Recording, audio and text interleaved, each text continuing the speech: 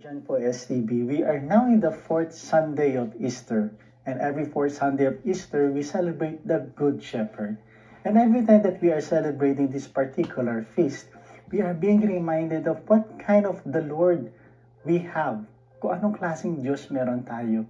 That He is a good shepherd and He is ready to lay down all His life for each and every one of us, which we witness during the Lenten season, the Holy Week, wherein the Lord is we're able really to give everything for us, to protect us, to give us life. And that is the Good Shepherd. And we are very thankful for having such God who is ready to protect each and every one of us because He considered us as His sheep.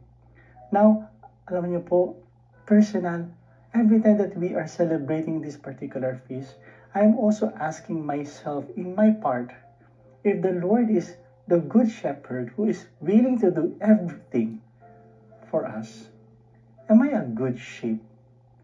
Am I a good follower of Him? Do I choose to become part of His flock?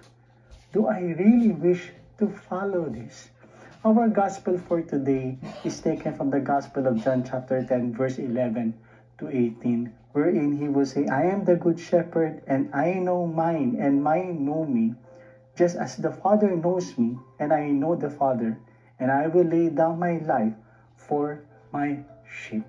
Pinapakita po dito the relationship of the Son to the Father. Pinapaalam po sa atin ni Jesus kung gaano katindi ang relasyon nila ng kanyang Ama, wherein He knows His Father and His Father knows Him. That's why He was able to do the will of the Father, because He knows Him so well. And that is the thing that the Lord is wanting to teach us. Gusto niya malaman that if you believe in me and I am your shepherd, get to know me.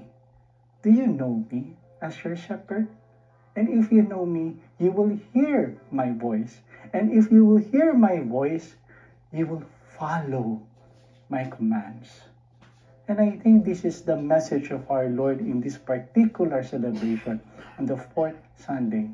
He has shown to us the capacity of His love.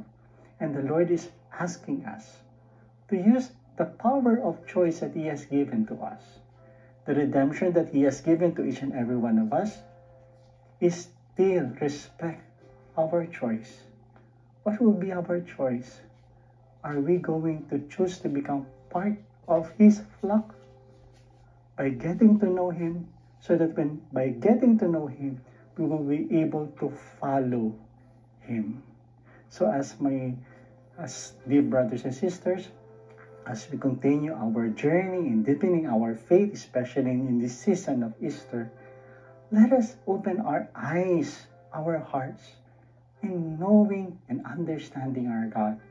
How?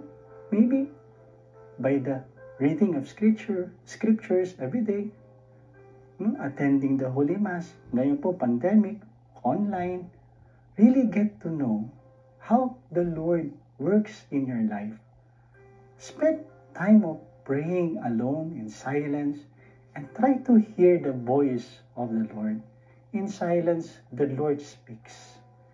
In our prayer, we encounter the Lord. And the more we encounter Him, the more we get to know Him. And the more we get to know Him, the more we will be able to listen to Him. And by listening to Him, we will be able to follow His words. And by that, I believe we will become a good sheep, following the Good Shepherd. So as we celebrate this Easter season, let us open our hearts, my dear friends, our dear brothers and sisters, to the voice of the Good Shepherd. Once again, my dear friends, God bless us all.